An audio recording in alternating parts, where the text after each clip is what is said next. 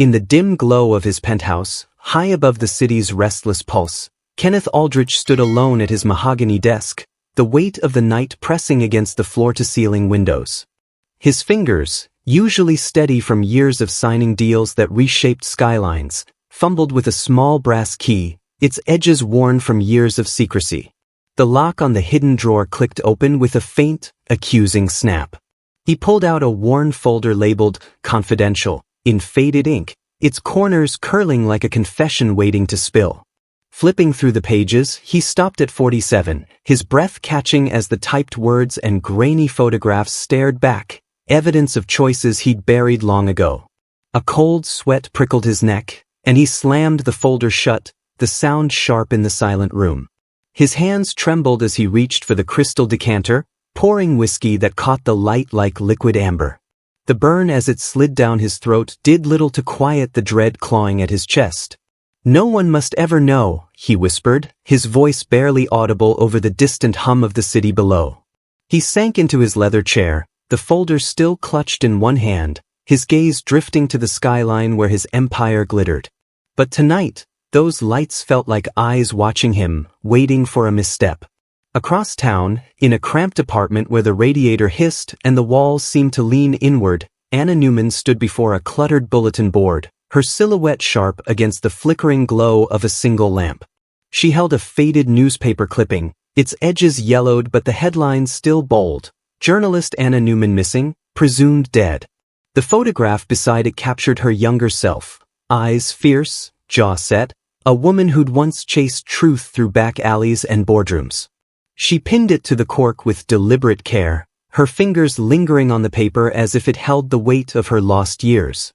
Her reflection in a nearby cracked mirror showed the same face, older now, hardened by survival but burning with purpose. She stepped back, her gaze tracing the web of notes and photographs pinned around the clipping, names, dates, and fragments of a story she'd pieced together in the shadows. Tonight, she was no longer the ghost the world had declared her to be. Tonight, she was ready. Thunder cracked overhead, shaking the windows of buildings as a storm rolled in, dumping sheets of rain onto the slick streets below. Neon signs flickered through the downpour, their colors bleeding into puddles that reflected the city's restless energy. The air felt charged, as if the storm carried the weight of secrets about to break free, mirroring the tension building in the lives about to collide. At the upscale restaurant downtown, the staff moved with practiced urgency, polishing silverware and adjusting tablecloths under the soft glow of chandeliers. The manager, a wiry man named Paul, gathered them in the kitchen, his voice low and edged with nerves. "Kenneth Aldrich is coming tonight. Serve him well, he owns half the city, and he doesn't forgive mistakes." Anna tied her apron with steady hands, her fingers brushing the coarse fabric as she knotted it tightly. She'd waited years for this moment, her pulse steady but her eyes cold with a resolve forged through betrayal and survival. She knew Kenneth's reputation, ruthless, untouchable, a man who humiliated anyone who crossed his path, treating them like obstacles to be crushed. He dismissed her work, her life, as if she were nothing, but tonight, she would not bend. She glanced at her reflection in a polished tray, seeing not a waitress but a woman who'd clawed her way back from oblivion.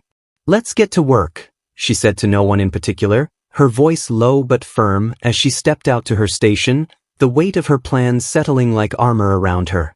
The heavy glass doors swung open as Kenneth arrived, flanked by his entourage of suited men who moved like extensions of his will. Outside, cameras flashed from paparazzi huddled under umbrellas, their lenses glinting through the rain as they captured the billionaire's entrance. Inside, his presence hit the room like a cold front, silencing the low chatter of other diners.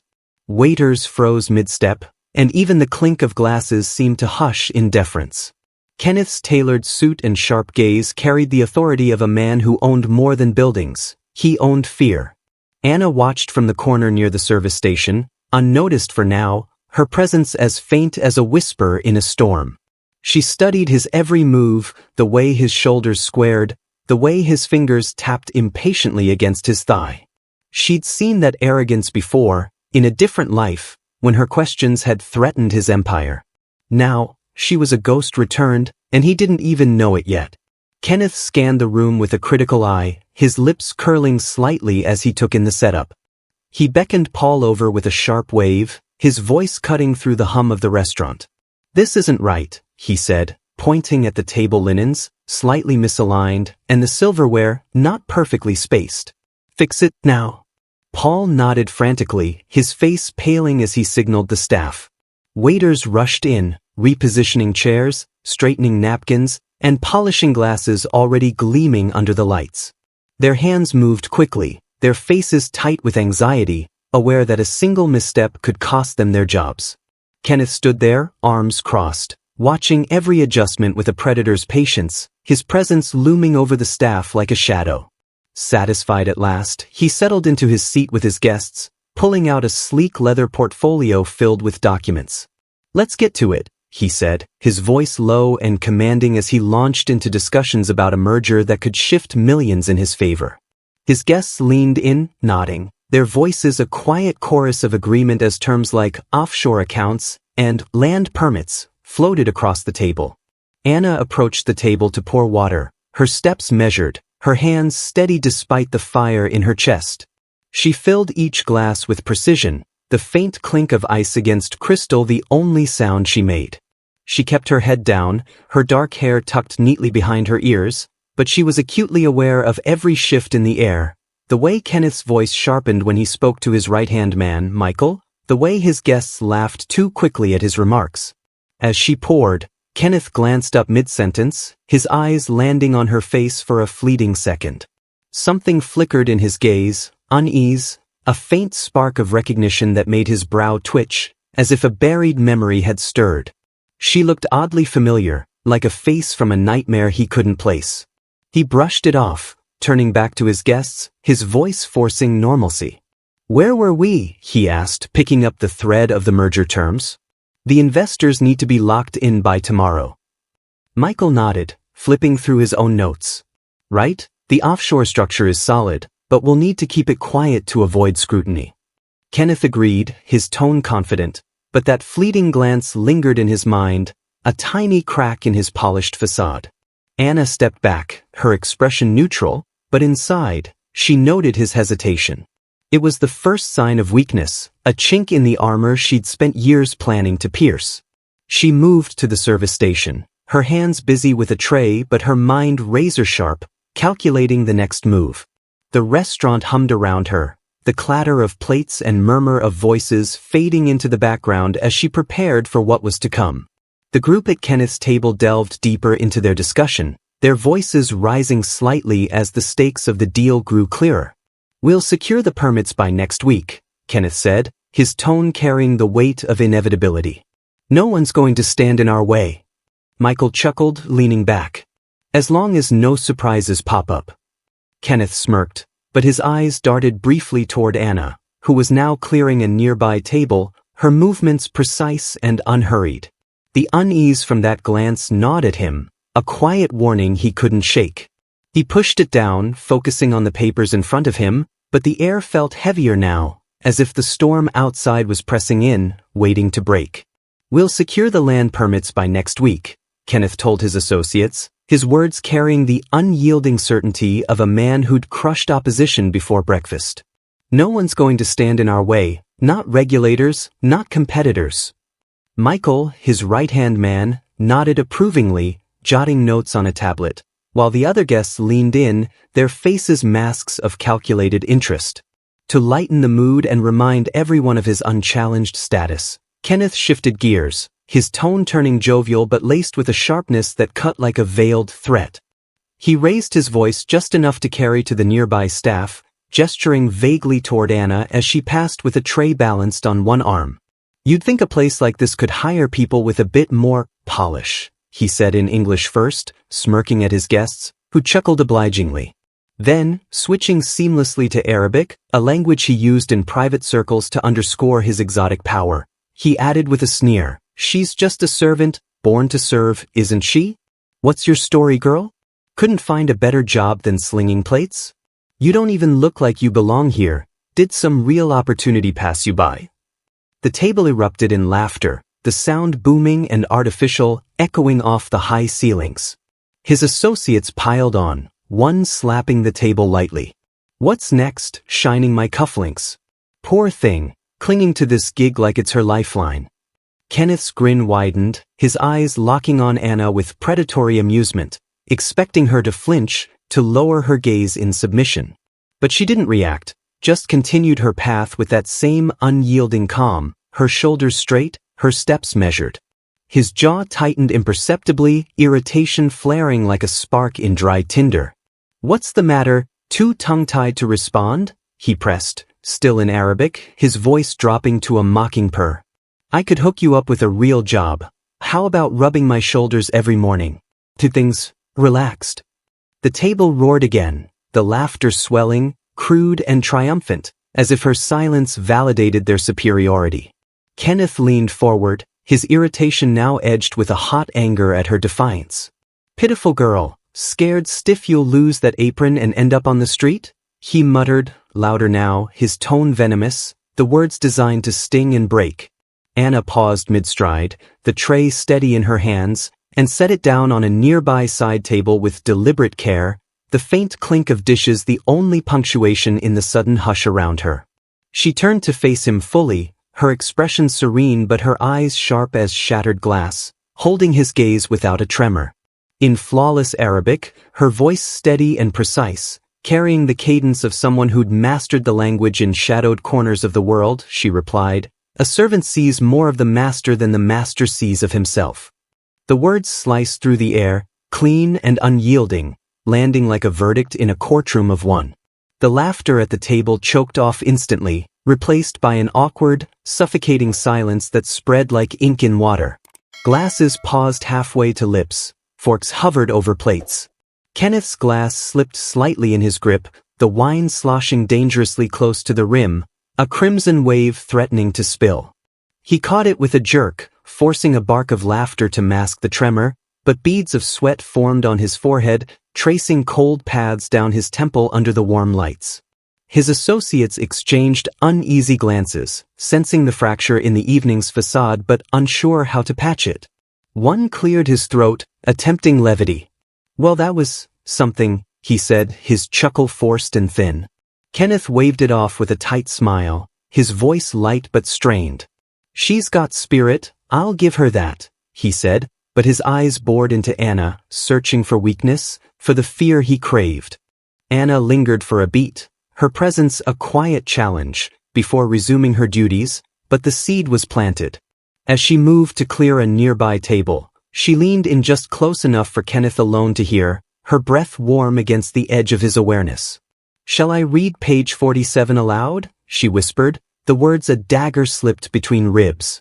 The phrase hit him like a live wire, jolting through his veins, dragging up the locked drawer and its ghosts in a rush of fragmented memories.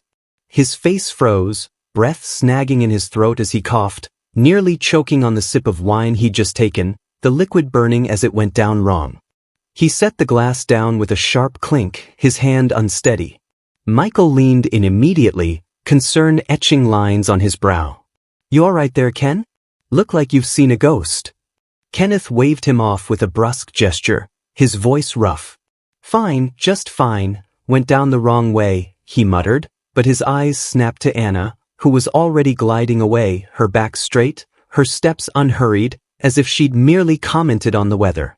The table tried to resume, voices picking up the merger talk, but Kenneth's mind was a whirlwind, replaying her words. Page 47. The bribes, the shadows, the one loose end he thought severed. His pulse hammered, the room's warmth turning clammy against his skin. Years earlier, in a dimly lit office thick with the acrid reek of smoke and desperation, Kenneth had loomed over an industrial shredder, its blades whirring hungrily as he fed documents into its maw, contracts, memos, anything that could tie him to the underbelly of his rise.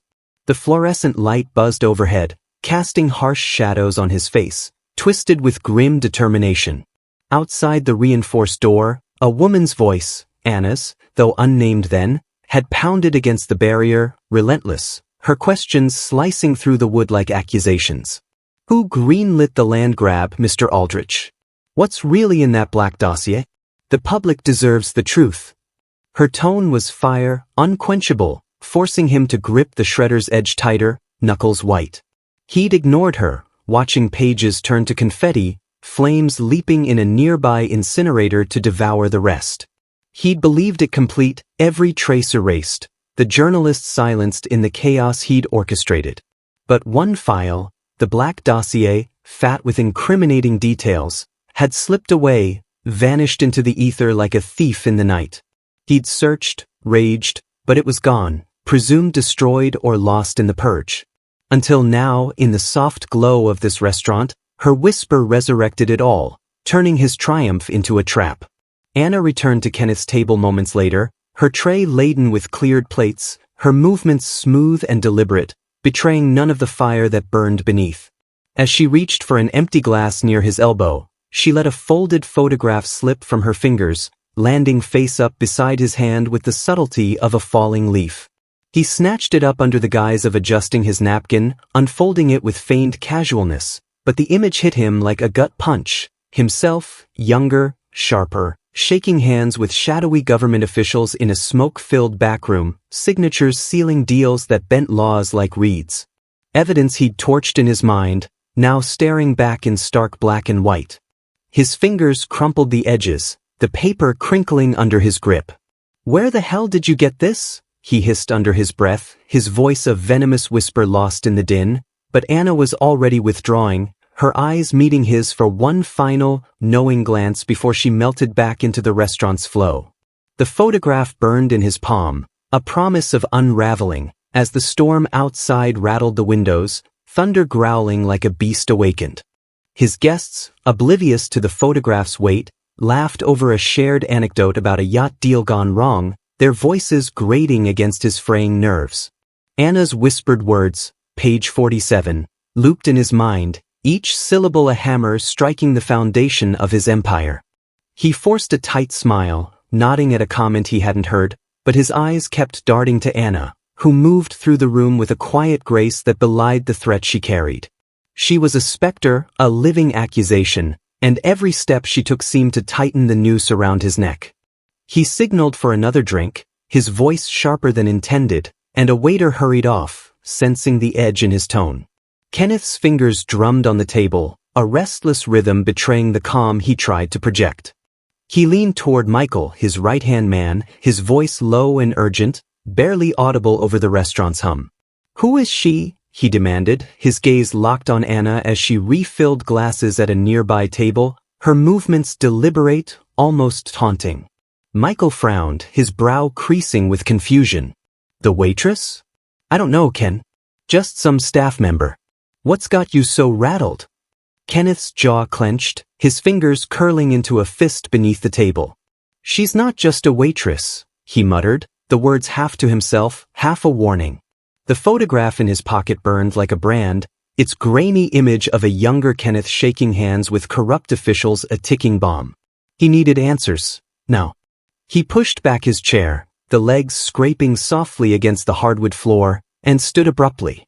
"Excuse me a moment," he said to the table, his tone clipped, his polished facade cracking as he strode toward Anna, who was now wiping down a tray near the service station. Anna saw him coming, her posture unchanging, but her eyes sharpened, meeting his approach with the calm of someone who'd faced worse storms. Kenneth loomed over her, his shadow falling across the tray, his voice a low growl. "Who the hell are you?" he demanded, his breath hot with suppressed fury. She set the tray down with measured care, the faint clink of metal grounding the moment, and looked up at him, unflinching. "The woman you buried but never killed," she said softly, her words carrying the weight of years spent in the shadows, clawing her way back to this moment. The restaurant's noise seemed to fade, a few nearby diners glancing over, sensing the crackle of tension. Kenneth's face twitched, recognition dawning like a cold sunrise, his eyes widening as the pieces fell into place. "You're her?" "Anna Newman," he whispered, the name tasting like ash on his tongue. He stepped closer, his voice dropping to a hiss. "What do you want?" Anna's lips curved into a faint, unyielding smile, her voice steady but laced with steel. "Justice. And to make sure you never humiliate anyone again." Before he could respond, Anna raised her voice, not loud but clear, cutting through the restaurant's hum like a blade through silk.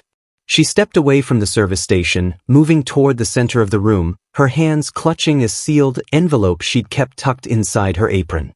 "Ladies and gentlemen," she began, her tone commanding attention without shouting, "this man, Kenneth Aldrich, built his empire on lies."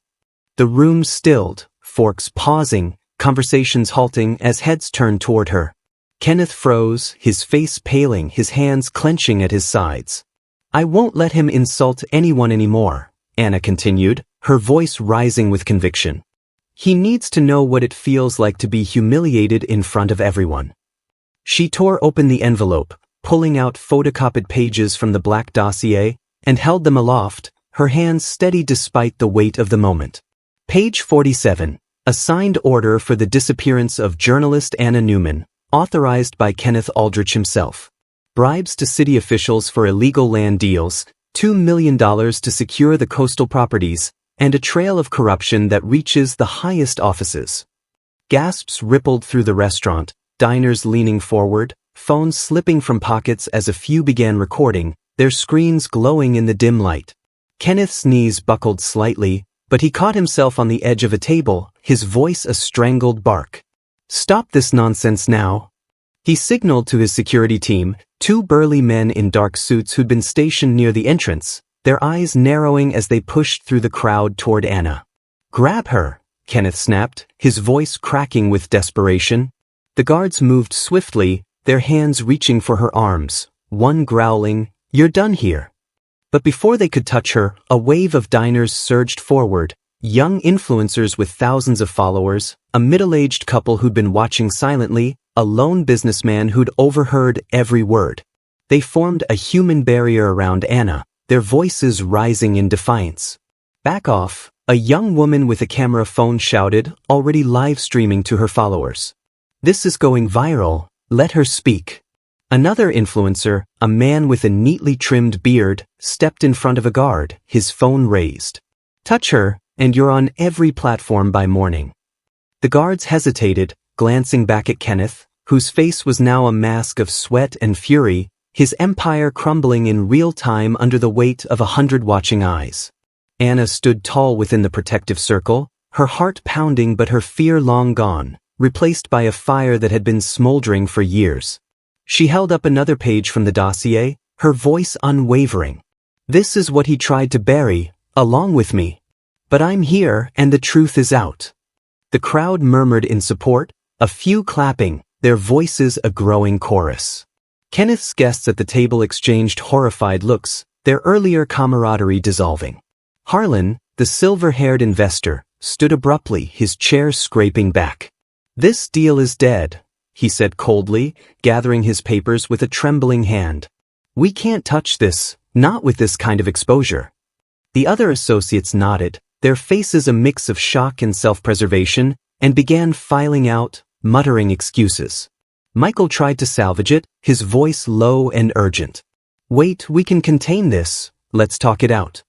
But Harlan shook his head, his eyes hard. "It's over, Michael.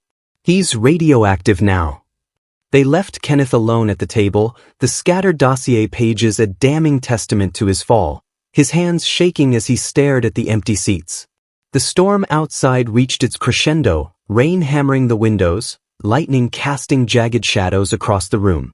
A crowd had gathered at the restaurant's entrance, journalists, tipped off by Anna's anonymous call hours earlier, their cameras shielded under coats, their voices buzzing with anticipation. Inside, Kenneth sank into his chair, the envelope's contents strewn before him like a death sentence. He knew what was coming, headlines that would shred his reputation, investigations that would unravel his wealth, lawsuits that would bleed him dry. His empire, built on decades of cunning and coercion, was collapsing under the weight of a single woman's courage. He looked up, catching Anna's gaze across the room, where she stood surrounded by supporters, her face calm but her eyes alive with triumph. Anna stepped away from the crowd, her apron now untied and draped over one arm, a symbol of the role she'd played to get here.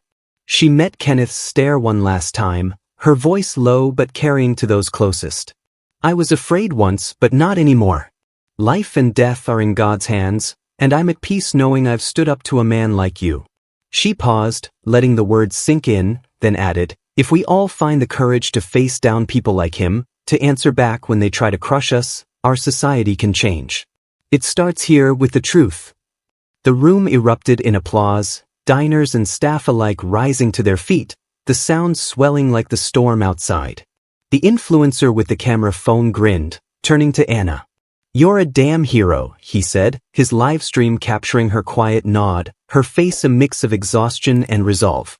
Outside, the journalists pressed closer, their questions already forming, ready to carry her story to the world. A beacon of what one voice could do against a titan.